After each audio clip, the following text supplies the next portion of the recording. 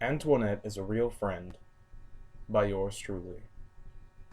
Every night, I sit on my shelf in near silence. The only sound that cuts the deafening quiet is Emily's battered old desk fan, rumbling softly on her nightstand. I sit there every night and stare bleakly into the wall above her head, into Harry Styles' eyes on her One Direction poster. I look beneath my dangling feet at her favorite toy, her TV. I look at her flute, cast aside and neglected like me. I watch her daily on her phone until the early hours in the morning. Sometimes I wish I could close my eyes and unsee some of the things she's done in her room, in front of me. But every waking moment I collect dust as she forgets that I exist. Every moment I wish I could retain the joy I felt as I met my new friend on her 5th birthday, 9 years ago. She was so happy to hold me, the beautiful little doll that sat on Geraldine, her grandmother, and my first friend's shelf for so very long. She would brush my hair, horsehair from a Belgian draft, and compliment me. She would cry every time Louise, her mother, would wash my emerald green dress. She would hold me tight and tell me never to let go, no matter how old she was. She loved me, and one day, that love disappeared. I sat on a shelf and watched over her for 4 years. One day, she lay on her bed and stared at me for what seemed like hours. I was happy that I got any attention at all. She called up to me as if I could answer back. Antoinette, I need a friend. I hate my life.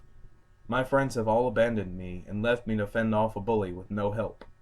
I can't take this anymore. I wish I could still be your friend, but I'm just too old. She choked back a bitter sob.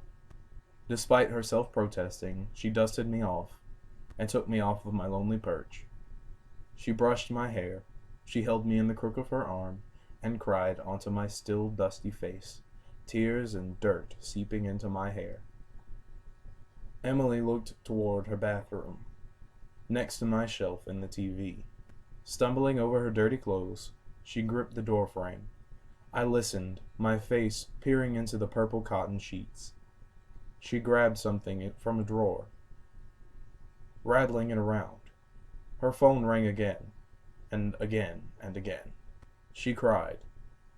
I listened to her sob over the counter. She picked me up once again, a bottle of pills in her hand.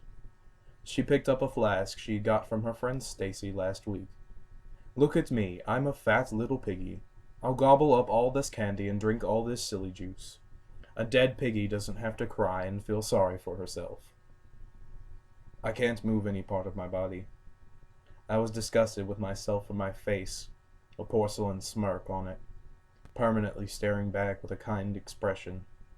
She shuddered as the alcohol passed her lips. I watched my friend die. The convulsions only made it worse. I was sitting in court. Evidence. Madeline Crawshaw, Emily's bully, sat feet away from me. Oh, how I wish I could move. I wish I could strangle her myself. She sat with a grin as her parents were mortified. She was absolutely sure she would get off scot-free. The prosecutor called her to the stand. He held me up and told Madeline what I was there for. Her smirk disappeared. I used to be able to talk to Geraldine. Well, I would think, and she would guess. Imaginary friends attached to an object have the tendency to be able to be fully understood if a person believes.